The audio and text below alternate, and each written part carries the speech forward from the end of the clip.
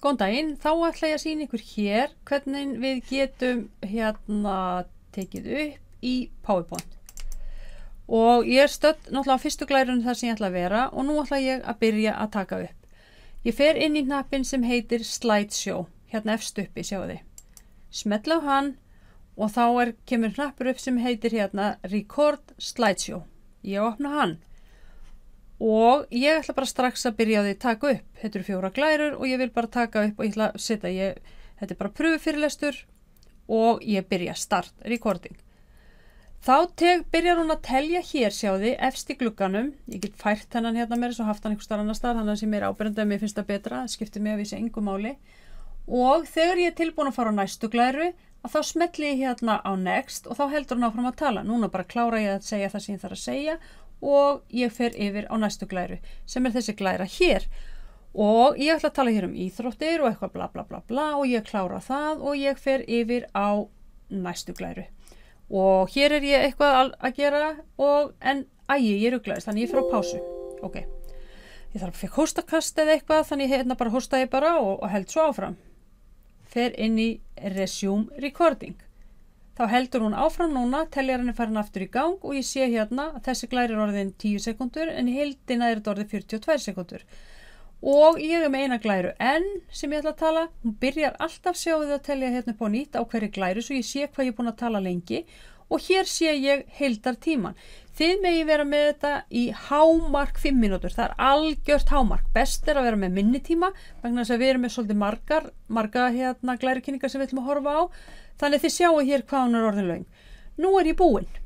Þá get ég annarkvort ítt bara strax á pásu og farið svo á exit eða ítt bara beint á exit þegar ég er búin sem er bara close.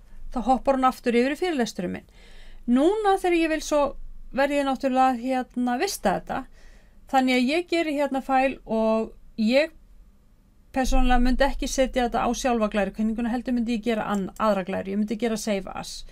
Og setja þetta hérna inn í einhverja möppu þar sem þið voru með þetta og þetta hét hjá mér kafli 4 glærur og ég myndi bara láta þetta heita, í mínu tilfelli myndi ég láta heita þetta B eða með tali, bara með tali. Ég vil ekki hafa talið þannig að það sé á öllum glærunum og geri save á það. Þannig að núna þegar ég er með þetta opið sjáðu þá kemur hérna hátalari eða eins og lítill hátalari.